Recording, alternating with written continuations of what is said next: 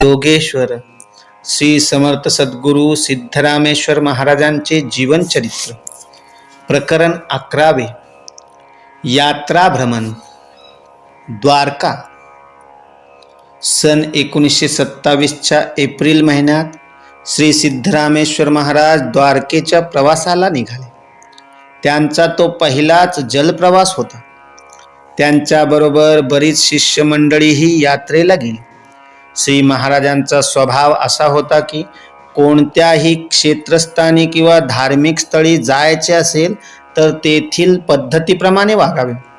त्यामुळे त्या स्थानी व प्रसंगी सर्वांना आनंद प्राप्त होतो.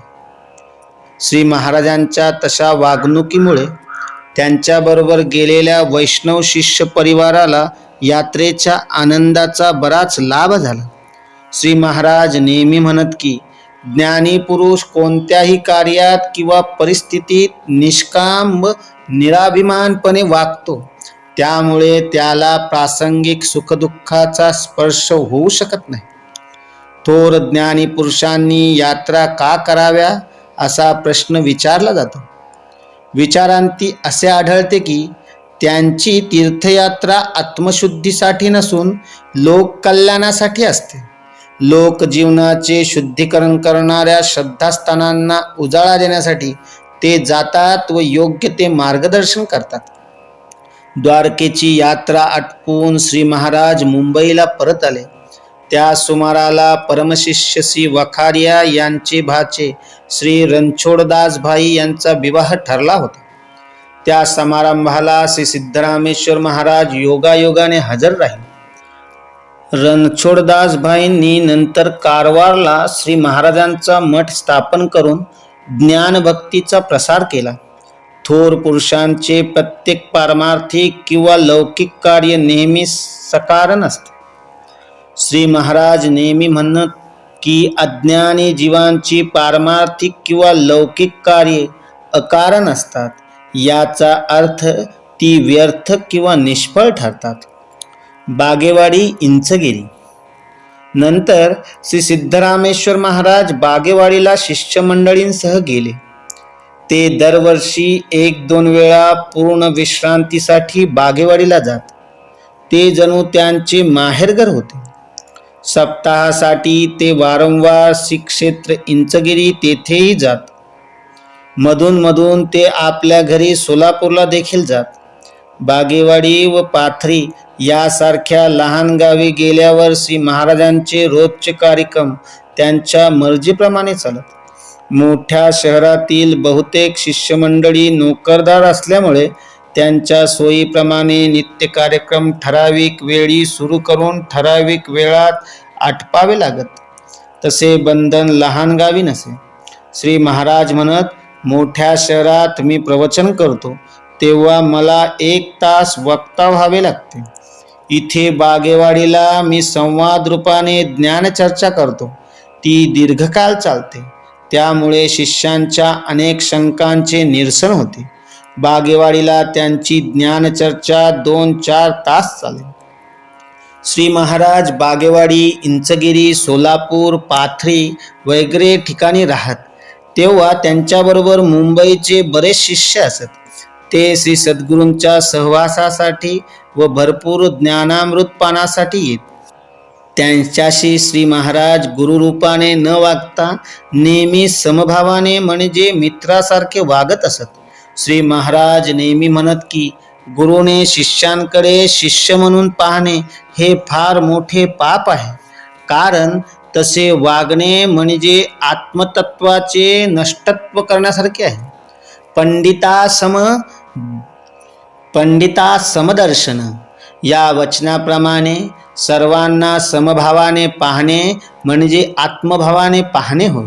श्री महाराज म्हणत, प्रत्येक व्यक्तीला जर मी आत्मभावाने पाहतो तर शिष्य काय अनात्मा आहे. फक्त प्रवचनाच्या वेळी ज्ञानदानाखातर मी त्यांना शिष्यांप्रमाणे पाहतो, नाहीतर ज्ञानदान अशक्य होईल. प्रवचनाच्या वेळी मला आत्मस्थितीपासून 1 पायरी खाली यावे लागते. प्रवचनाचे वेळी माझी भूमिका बोधकर्त्याची असते. अशा भूमिकेमुळे बोध, बोधकर्ता व बोधव्य या त्रिपुटीची उत्पत्ती होते. त्रिपुटीचा क्षोभ म्हणजे आत्मस्थितीचा लय. श्री महाराज एवढे थोर व उदार होते की त्या तोडीची उदारता दुर्लभच म्हणावी लागते. त्यांच्या सहवासात राहणे आबाल स्त्री पुरुषांना स्वर्गानंदापेक्षाही आनंददायक वाटत असे. ते जणू आध्यात्मिक महाचुंबक होते. समभावनेसारखी निर्मलता ज्या पुरुषांच्या ठायी असते त्यांच्या सहवासाचा आनंद अवर्णनीय असतो. त्याचे सुख ज्याने अनुभवले असेल तोच जाणू शकतो. श्री महाराज प्रत्येक शिष्याशी एवढ्या निराभिमान आपुलकीने वागत असत की सर्व शिष्यांना ते आपल्यावरच अढळ प्रेम करतात असे वाटे. त्याप्रमाणे अनुभव येण्याचे कारण असे की श्री महाराज स्वतः अव्यक्त रूपी असत. अव्यक्त स्वरूप म्हणजे परमात्म स्वरूप. त्या बोधात असणाऱ्या पुरुषाला इतर लोक ईश्वर स्वरूप पाहतात, कारण त्याच्या अंतःकरणात जो भाव असतो त्या भावाची प्रचितीच बाहेरच्या लोकांना येते. श्री सिद्धरामेश्वर महाराज प्रत्येक व्यवहारात जग मिथ्या म्हणजे स्वप्नवत आहे अशा निश्चयाने वागत असत. नाटकामध्ये नटाला स्वतःपेक्षा वेगळीच भूमिका करावी लागते. त्या भूमिकेशी तो तन्मय झाला नाही तर त्याला प्रशंसा मिळत नाही, कारण त्याने घेतलेली भूमिका निर्फळ ठरते. भूमिका तन्मयतेने करताना त्याला आपल्या खऱ्या स्वरूपाचे क्षणभरही विस्मरण होत नाही. आपल्या आत्मभूमिकेशी तादात्म्य पाहून इतरांशी व्यवहार करताना तसे करताना त्यांना आपल्या सत्य स्वरूपाचा क्षणभरही विसर पडत नाही. आपण घेतलेल्या भूमिकेला जो पूर्णपणे न्याय देतो तोच खरा नट.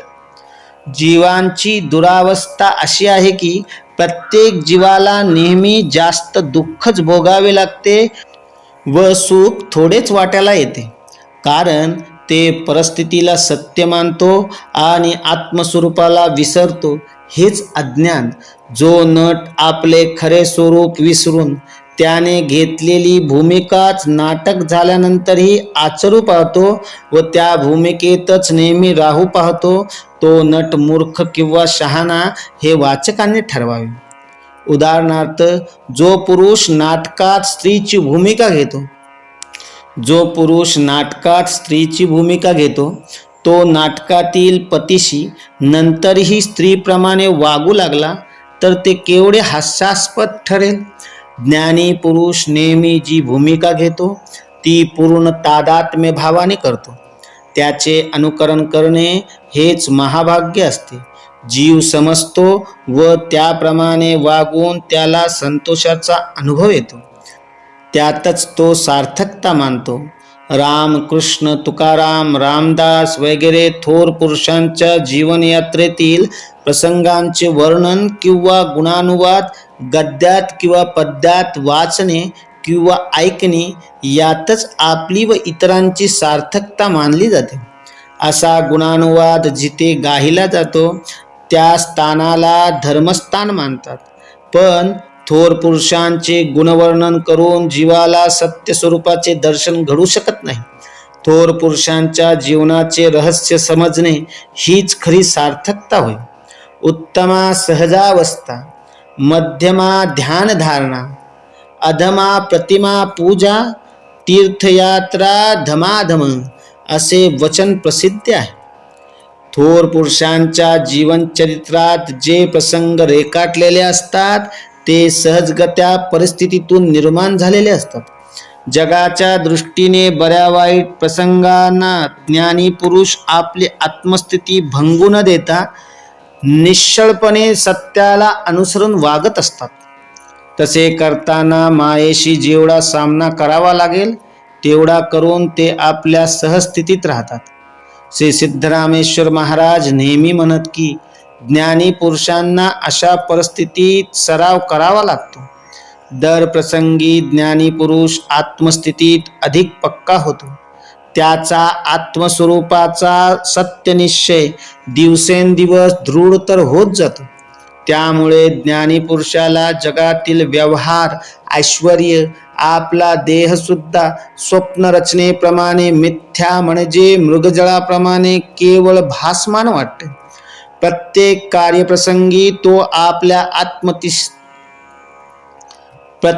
कार्यप्रसंगी तो आपल्या आत्मस्थितीशी तादात्म्य पावलेला असतो. याचेच नाव विदेह स्थिती. तिला पूर्णस्थिती किंवा पराअवस्था असेही म्हटले जाते. माथेरान. त्या दरम्यान श्री सिद्धरामेश्वर महाराज मुंबईला आले असता त्यांचे शिष्य कृष्णराव पाठारे म्हणजे सॉलिसिटर त्यांच्या गावदेवी येथील बंगल्यात श्री महाराजांचे यथोचित स्वागत करण्यात आले. त्यानंतर सारे कुटुंबच त्यांचे अनुयायी झाले. त्यावेळी महाराष्ट्रीयन शिष्यवर्ग बराच वाढला. श्री पाठारे यांच्या बंगल्यात श्री महाराजांचे रोजचे कार्यक्रम नियमांप्रमाणे चालू होते. तेव्हा त्यांची तब्येत बरीच क्षीण झाली. त्यावेळी कृष्णरावांचे थोरले बंधू गणपतराव पाठारे देखील श्री महाराजांचे अनुयायी झाले. तेव्हापासून त्यांच्या बंगल्यामध्ये दर शनिवारी भजन प्रवचनाचा कार्यक्रम सुरू झाला. तो नंतर दीर्घकाळपर्यंत चालू होता. सन 1929च्या मे महिन्यामध्ये श्री महाराज परमशिष्य वखार यांच्या कुटुंबाबरोबर माथेरान या थंड हवेच्या ठिकाणी गेले. ते लुईजा पॉइंटवरील एस बॅलिस्टर म्हणजे वकील यांच्या बंगल्यात उतरले. तेथे त्यांचा मुक्काम महिनाभर होता. त्यांचे इतर शिष्य मुंबईहून तेथे गुरुदर्शनासाठी व सहवासासाठी जात असत. त्यांची सर्व व्यवस्था वखार यांची कुटुंबी मंडळी करत असे. तेथे श्री महाराज केवळ सृष्टी सौंदर्याचे निरीक्षण करीत नसत, ते शिष्यांना पारमार्थिक बोध करीत निरूपणही सांगत. त्यामुळे शिष्यांना थंड हवेबरोबर ज्ञानही मिळत असे. श्री महाराजांच्या नित्य जीवन राहणीचा अनुभवही त्यांना मिळत असे. तेथे श्री महाराजांच्या राहणीत कोणतेच अवडंबर नसे. त्यांची राहणी नेहमीप्रमाणे साधी असे. ते आपल्या शिष्यांबरोबर खेळताना मित्रत्वाने वागत. त्यावेळी ते गुरु आहेत असे शिष्यांना वाटत नसे. श्री महाराज त्यांना प्रेमळ पित्याप्रमाणे किंवा मातेप्रमाणे वाटत असत. माथेरानला असताना ते आपल्या शिष्यांबरोबर रोज आट्यापाट्याचा खेळ खेळत असत. त्या खेळात ते लहानपणी फार निपुण होते. श्री महाराजांच्या सहवासात बाल, तरुण, वृद्ध, गरीब, श्रीमंत, शिक्षित, अशिक्षित, ज्ञानी, अज्ञानी असा कोणी आला तरी त्यांच्याशी ते दुधात साखर मिसळल्यासारखे मिसळून जात. श्री महाराज रात्री फार उशिरा गुरुभजन करीत. ते भावपूर्ण भजन बराच वेळ चाले. नंतर ते पहाटेपर्यंत शिष्यांबरोबर पत्ते खेळत. त्यावेळी आपले गुरुपद विसरून ते सर्वांशी मोकळेपणाने, खेळकरपणे, साध्या खेळाडूप्रमाणे वागत. माथेरानला 1 महिना राहून श्री महाराज प्रथम निजस्थान बागेवाडी व नंतर गुरुस्थान इंचगिरीला गेले. तेथे श्रावण मास सप्ताह आटपून ते मुंबईला गेले. तेथे त्यांचा मुक्काम माधव बागेत होता. दररोज भजन प्रवचनादी कार्यक्रम होत असत. त्यांच्या बोधरूपी ज्ञानगंगेत अनेक शिष्य व भाविक मनसोक्त स्नान करीत असत. आद्य शंकराचार्यांच्या सदाचार या ग्रंथावर ते प्रवचने करीत आणि त्यातील श्लोक तोंडपाठ म्हणून घेत. अन्य वेळी सुद्धा अनेक जिज्ञासू त्यांच्या उपदेशाचा लाभ घेत. श्री महाराज मराठी किंवा गुजरातीतून प्रवचन व ज्ञानचर्चा करीत. श्री महाराजांची ज्ञान प्रबोध शक्ती एवढी प्रभावी होती की कोणीही जिज्ञासू त्यांच्याकडे मुमुक्षु भावाने आल्यास तो तृप्त झाल्याशिवाय परत जात नसे. जे लोक श्री महाराजांच्या ज्ञानाचा कस पाहण्यास येत असत त्यांना आपल्या हेतूबद्दल लाज वाटे. श्री महाराजांच्या उपदेशाने प्रभावित होऊन ते त्यांना वश होत व शिष्यत्व स्वीकारित. पाथरी. मुंबईमध्ये दीपावली उत्सव करून श्री सिद्धरामेश्वर महाराज मार्गशीर्षातील सप्ताहासाठी आपल्या गुरुस्थानी श्री क्षेत्र इंचगिरी येथे गेले. बरेच शिष्य नेहमी त्यांच्या बरोबर असत. पाथरी येथे जुने शेतकरी मित्र होते. त्यांच्याशी श्री महाराज निसंकोचपणे समरस होत आणि अतिशय मित्रत्वाने शेतीविषयी चर्चा करीत.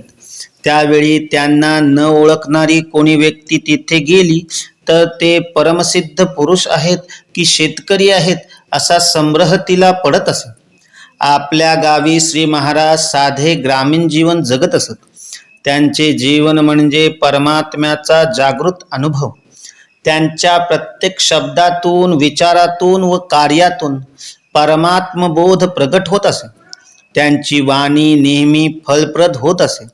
ते चमत्कार मानित नसत आणि कधी करीत नसत. पण त्यांच्या जीवनात सहजपणे अनेक चमत्कार प्रसंग घडले आहेत की त्यांचे वर्णन करायचे म्हटले तर स्वतंत्र पुस्तकच लिहावे लागेल. श्री महाराज परमात्म स्वरूप थोर संत होते. श्री समर्थ रामदास दासबोधात म्हणतात, साधू पुरुष स्वतः चमत्कार करीत नाहीत, पण ते सत्यमार्गाने जात असल्यामुळे त्यांना त्यांच्या भावनेप्रमाणे चमत्कारांचा अनुभव येते. साधू सामर्थ्याची प्रचिती येते. श्री महाराजांच्या हयातीत व पश्चात शिष्यांना अनेक चमत्कारांचा अनुभव येत असे. श्री महाराजांचे दर्शन एवढे पुण्यदायक व प्रभावी फलप्रद होते की सकाम निष्काम मुमुक्षुना त्यांच्या भावनेप्रमाणे फळ मिळत असे. निष्काम याचकाला परमार्थ प्राप्ती व सकाम याचकाला निश्चित फळ मिळत असे. श्री महाराजांच्या दर्शनाने अनेक लोक मुक्त झाले व अनेकांना पुनर्जीवनाचा लाभ झाला, असे बरेच दाखले आहेत. इंचगिरी सोलापूर. श्री सिद्धरामेश्वर महाराज पाथरीहून इंचगिरीला आपल्या गुरुस्थानी श्री भाऊसाहेब महाराजांच्या पुण्यतिथी सप्ताहासाठी गेले. श्री समर्थ सद्गुरू भाऊसाहेब महाराजांचे निर्याण माघ शुद्ध 3 शके 1835 म्हणजे 1914 या दिवशी झाले होते. तेव्हापासून दरवर्षी माघ शुद्ध 1 पासून शुक्ल 3 पर्यंत त्यांचा सप्ताह उत्सव साजरा होतो. या सप्ताहात हजारो भक्त श्री भाऊसाहेब महाराजांच्या समाधी दर्शनासाठी येत. तेथे 3 अहोरात्र भजन, पोथी, प्रवचन, कीर्तन असे कार्यक्रम चालू असतात. खरे यात्रास्थान तेच असते जेथे अनेक संत व साधक जमा होतात आणि परमार्थ बोधात रममान होतात. त्या बोधाने संसार रूपी भवसागरातून तरुण जाऊन परमसुखाची प्राप्ती होते. श्री महाराज इंचगिरी येथे 3 दिवसांचा सप्ताह उत्सव करून सोलापूरला परमशिष्य पाणी मास्तर म्हणजे श्री मलकन्ना सलवारू इंजिनियर पाणी पुरवठा त्यांच्या घरी गेले. तेथे त्यांचा मुक्काम 1.5-2 महिने होता. रोज सकाळी 6 ते 7 वाजेपर्यंत ते प्रवचन सांगत. त्यानंतर सकाळचे भजन होत असे. सोलापूरला श्री महाराजांशी अन्य विद्वान लोक ज्ञानचर्चा करीत. ते सारे शब्दज्ञानात निष्णात होते. ते केवळ वाक्चातुर्याने श्री महाराजांशी परमात्मबोधाची परोक्ष चर्चा करीत.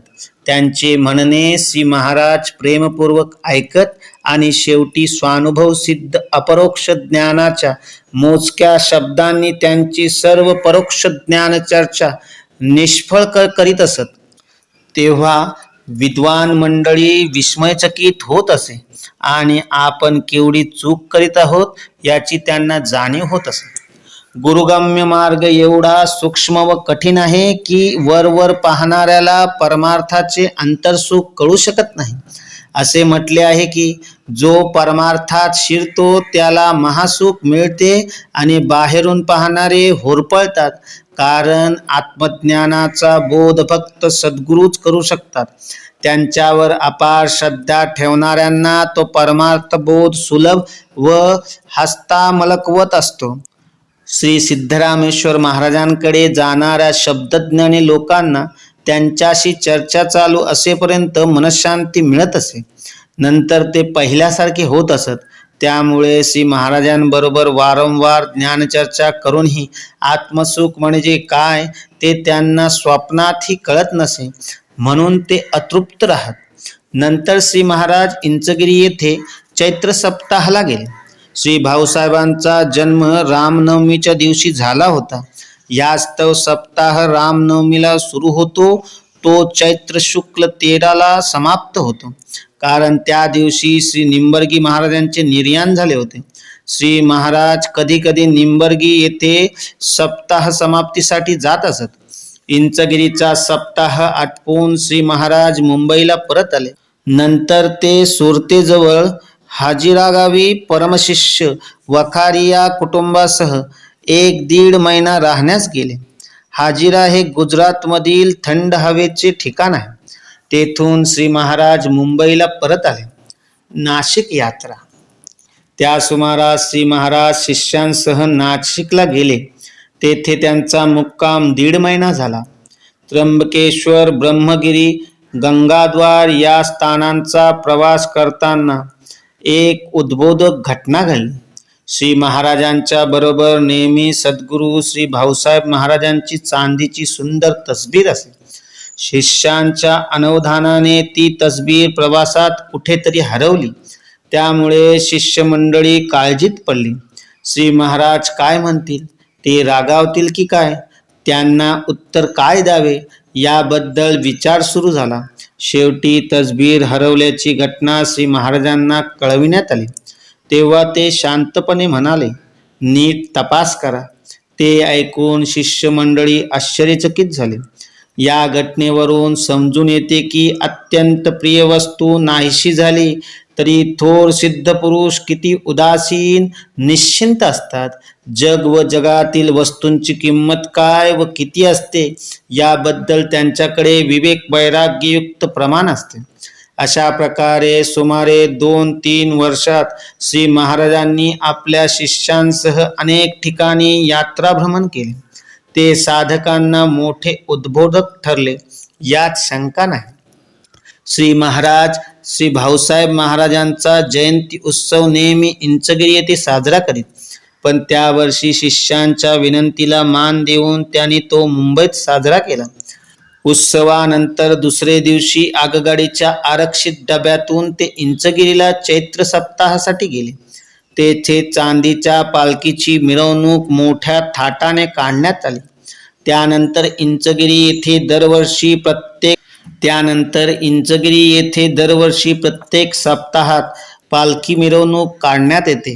राजाधिराज सद्गुरुनाथ श्री सिद्धरामेश्वराय नमः.